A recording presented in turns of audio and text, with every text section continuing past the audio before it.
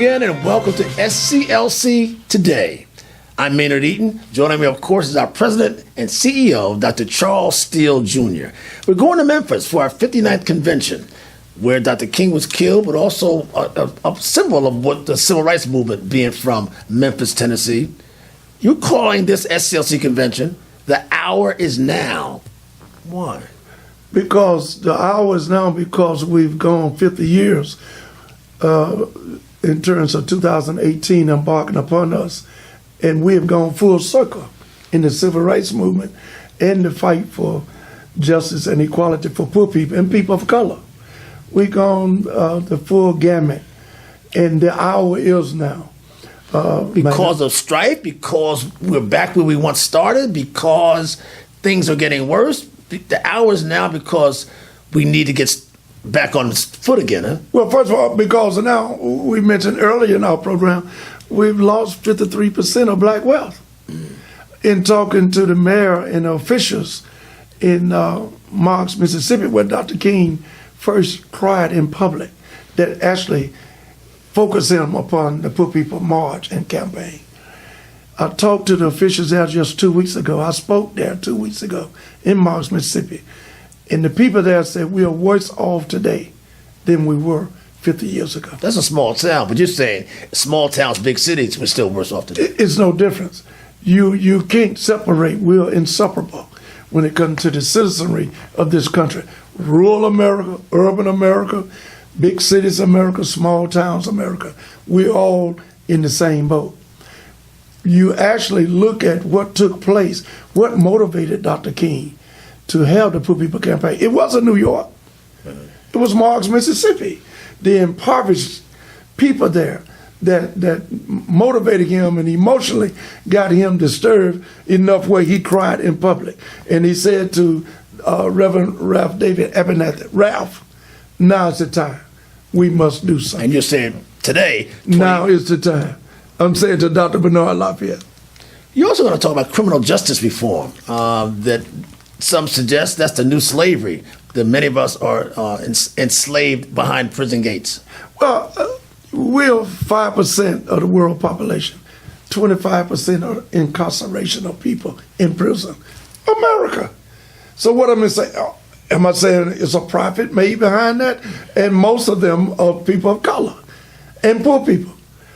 Are we making a profit to incarcerate people? Who bringing the guns into our community? Let me just be right to the point. Dr. King said the government is the enemy. Lyndon Baines Johnson didn't wake up one day and say it's time to free Negroes. He didn't wake up one day and say we need to help poor people. He was pressurized in order to do that. And you're saying the prison system needs to be changed? Absolutely. We have to reform criminal justice in terms of this systemic system. You're talking about 80% of the people within America, the citizenry of America, 80% cannot afford an attorney. You're talking about lack of funds to make bail. That's warehousing people when they can't get out of jail. You're talking about just a charge. On just a charge. I'm not saying you're guilty or not. Absolutely, Maynard. On the charge. Fear of harsher sentences. So they plead guilty knowing they're innocent. And you're talking about... And that corrupts you from never able to get a job later on. The future... You might get out of jail then. Absolutely. But you can't work later on. The future is condemned for an individual of that magnitude in that scenario. You're talking about lack of knowledge in having a plea deal. I just pleaded to these charges, not being convicted, that you accusing me of just to get out. But you stuck right when you got out. You can't mobilize yourself to the upward mobility within society. We'll be talking about that at the convention. We'll be speaking about that. Absolutely. We're going to have a covenant with Gideon Promise where we are talking about, because of the Supreme Court decision over 50 years ago, where people who were charged of a criminal crime of defending themselves must have representation of an attorney. But public defenders traditionally have never represented holistically those defendants because they were paid by the courts. We're saying even though you're paid by the courts, you need to know that you must have 100% concern and commitment to represent the poor people in the judicial system, just as if they are paying you $1 million for the rich people. Finally, we're going to have Goodluck Jonathan, the former president of Nigeria, at your convention. We're running out of time, but that's going to be a key point as well. In some circles he's praised, others he's deemed controversial. Absolutely, but if there's any critic that most people would say, he's too good. He's a good man. But the point being, nobody's perfect.